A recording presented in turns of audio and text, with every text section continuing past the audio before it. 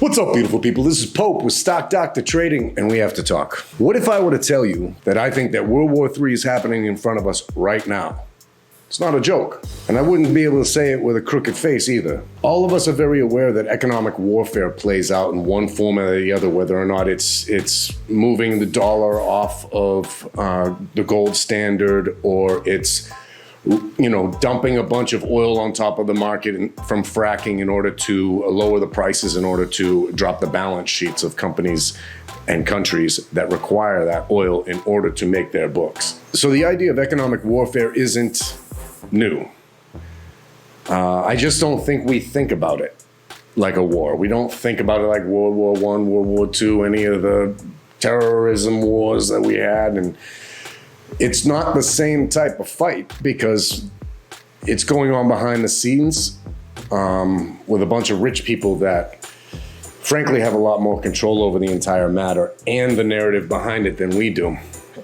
So this is the type of conversation that you can't bring up charts and facts and look at this, look at this. I'm going to do that. I have some really good stuff to uncover for you people really soon, but I have been racking my brain over what was going to happen this week, what did happen, versus all of the narratives leading up to this thing. And I want to talk about all of them. On the short-term level, isn't it quite strange that we're always talking about how the market's pricing in this change and this change and this change, and then when the change actually comes and they're supposed to price it in, the market will fly up out of the middle of nowhere even though it's bad news.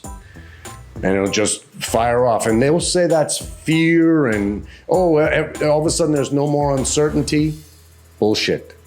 All right? That should throw off your bullshit alert. And we have a lot of that going on here.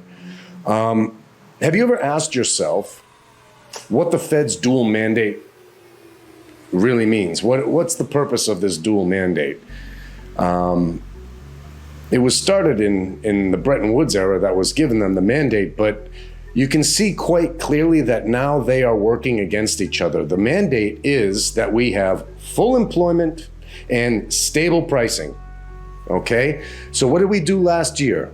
We created unstable pricing in order to get full employment, and now because we have hyperinflation, we have to kill employment in order to get stable pricing. And Powell told us just yesterday that stable pricing is more important of the two mandates. The word mandate means that's what you're supposed to do. If you decide one mandate's more important than the other, then you have just made yourself irrelevant. You cannot serve your mandate, and that's the point that we're at, and no one will even make that point. Okay, so let's move on. This that I'm talking about with mandates and everything, this is part of the narrative they throw at us in order to make us believe that they're trying to do something good for us, for our economy, for the stock market. This is what they have to do in order to make our lives better. And it couldn't be further from the truth because it's not working, okay? The unemployment that came back was a bunch of Amazon jobs and Walmart jobs. Not anybody that's going to college and has $80,000 in debt is going to want to do that job. So just using a bunch of numbers that you fudged and faked over the past 40 years to be different, and you're using those numbers in this blanket sense, like, hey, look at all these jobs, economy gonna be good. Well, do those jobs even add to the economy? Do they boost anything at all? I mean, you're just talking about velocity of money, and people are only spending money on food, housing, and shelter, the things that the PCE doesn't measure, the things that they exclude out of the core CPI, which are the very things that actually matter to us all living, and they are the core fundamental drivers of inflation, which never peaks. Don't ever listen to anybody tell you that inflation peaks. It never peaks. Okay, all right, but I have to get to the point. World War III, how is it being fought? Let's just imagine that the Fed actually knows what they're doing. Let's imagine that they're not too late, that they're not too early, that they do it just right. Oh, don't have my phone stop beeping right now. I'm terrible at this. Let me fix this before it keeps going. So let's imagine they actually know what they're talking about. And instead of us sitting around saying, well, they should have done this, rate increase 6 months earlier to fight inflation. They should have done this other thing in order to help with employment. And they're so stupid and they're so wrong.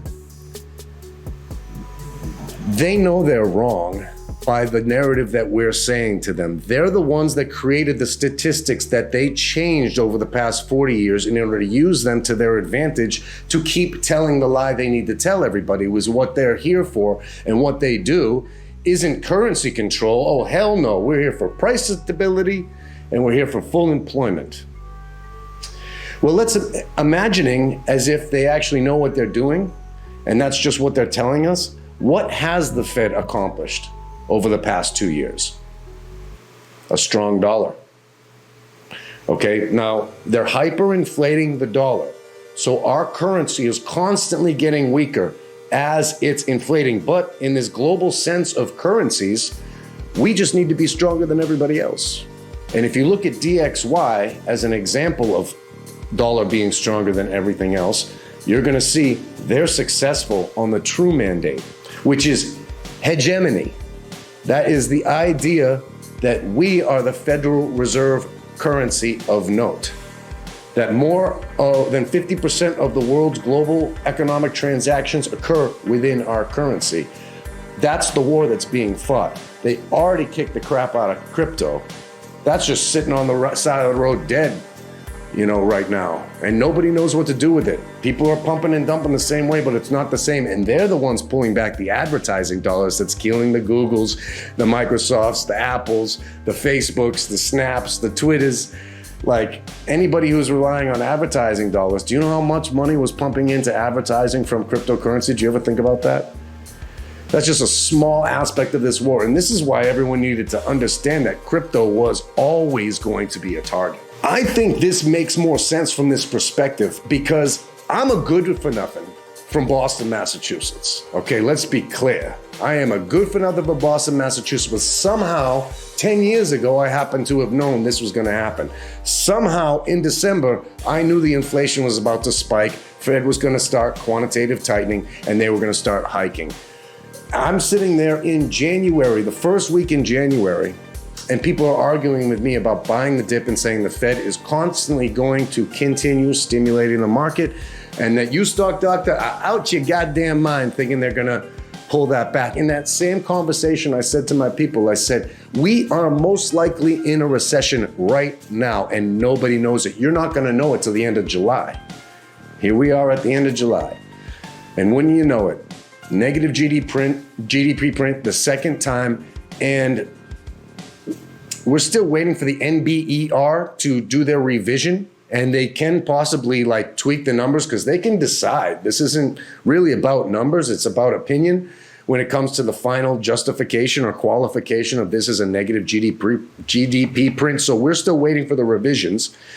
Those are going to be coming out most likely August sometime. I have to check into that. I'll get back to you.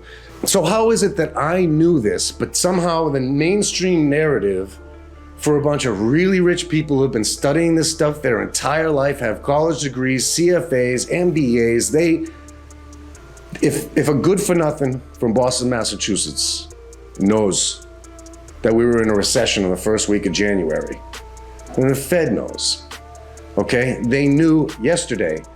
It's not that hard for them to do the numbers themselves. They don't have to wait for a compilation of 3 quarters. You can compile month 1 while month 2 is going on. You compile month 2 while month 3 is going on. So they're basically saying it took them a month to compile the 3rd month's data, which is bullshit. Everybody already knew it was a negative GDP print.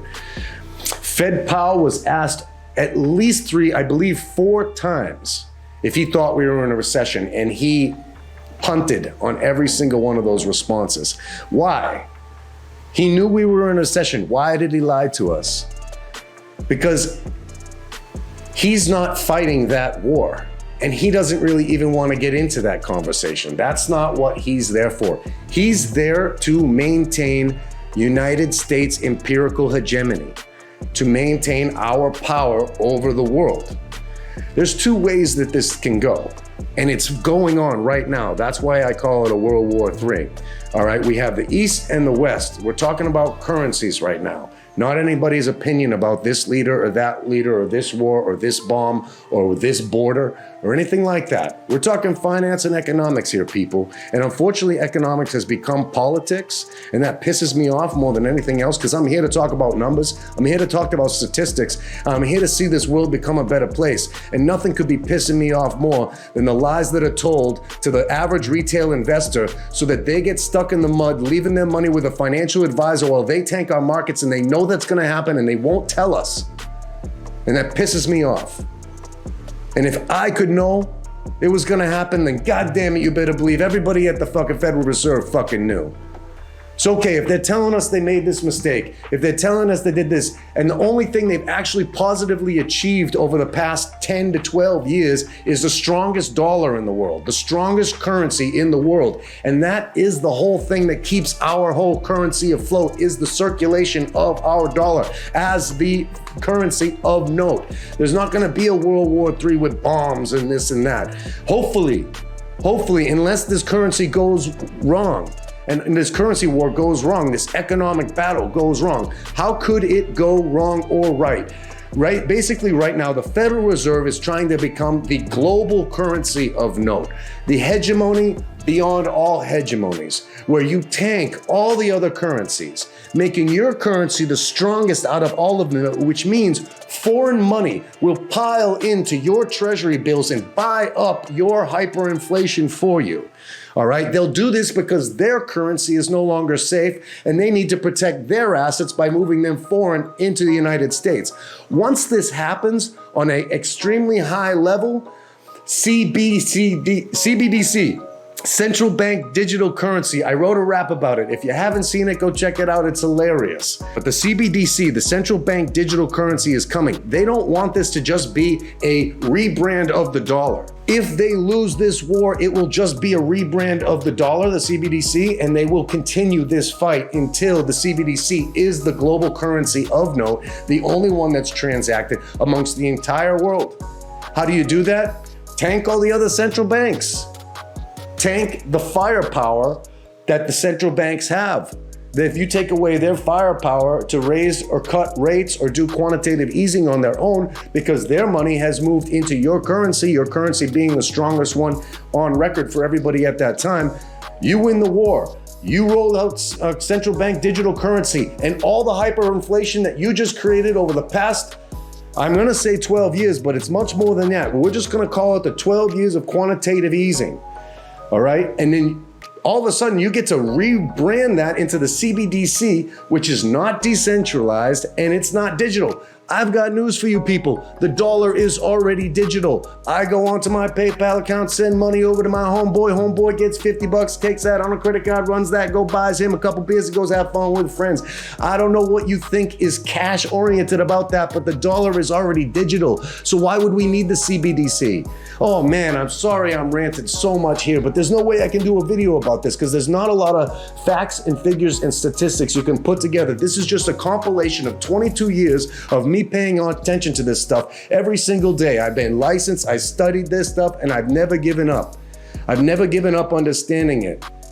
And I sit back today and I analyze what happened with GDP, what Fed just said yesterday, what they did with the 75 bips, what is the mainstream narrative? How is it they're always complaining the Fed is wrong? They're not. Imagine you're playing chess with the world, right? And you're doing this in mechanisms that you don't even quite really understand, but they really just have to do with supply and demand chain crunches. Now we've got genius power. I'm going off on a side tangent here, because Milton Friedman, rest in peace himself, would be rolling in his grave if he's listening to Jay Powell telling us these are supply side driven issues. That doesn't exist, people.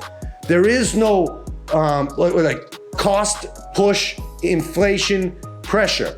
That is not a real thing. And do you know why? He said it himself. There's never been a time in history that increasing the money supply did not lead to inflation. And there's never been a time in history where inflation occurred in which you didn't increase the money supply. And every time you pull back from the money supply, you end up decreasing or disinflating your currency. And if you pull back more than what you printed, that would be the first time we'd seen deflation in my whole life.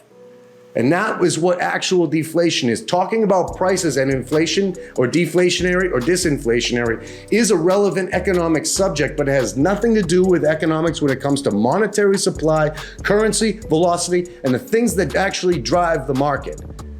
And every other narrative where they're telling you otherwise, or, oh, they just made this mistake, or, oh, Janet Yellen, oh, I had no idea, or any one of the bank, Fed board chairs, coming out 1 week after the meeting saying, well, I don't totally agree with that, or I totally agree with this, or we should be more hawkish, or we should be more dovish, or, oh boy, Jay Powell was super dovish in this meeting.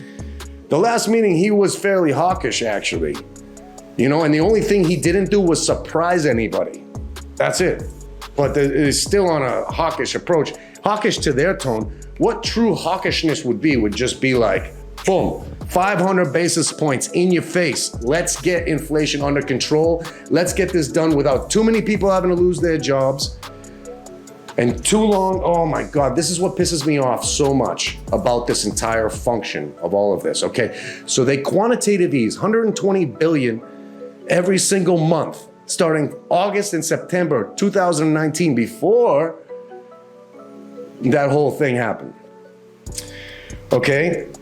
Now that's inflation, that big surprise. Now what is that actual process? They take this money and they basically print it, they give it to the banks have to loan that stuff out. What do the banks get when they loan that out? Collateral in the form of the deed for your house, or whatever thing it is that actually is a real asset and has value. So the bank was just given money out of thin air to pull in and collect more assets from the people.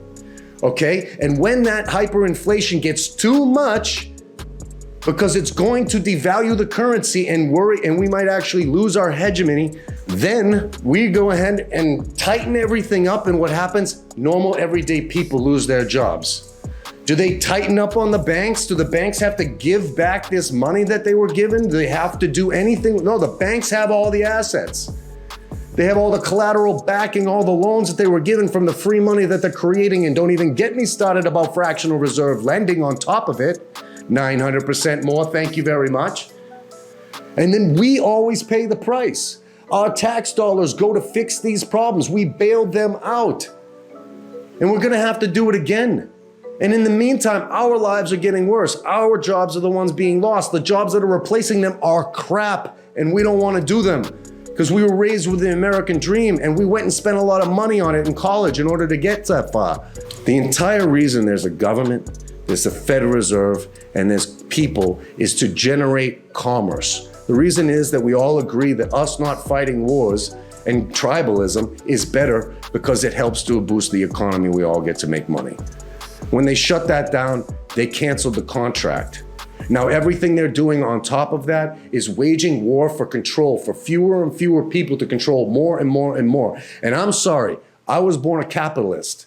And I learned the free market is where you get the best innovation, the best equality in your economy, and you have to have competition, or the powers that be will not have the absolute motivation or willingness to improve upon anything or create any efficiencies because they already own it all.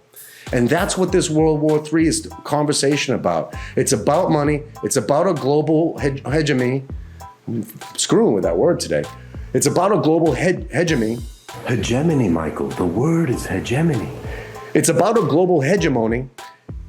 One last time. Hopefully I'll remember to edit that. Probably not, because this is just a rant. And every single other thing is not why the Fed is here.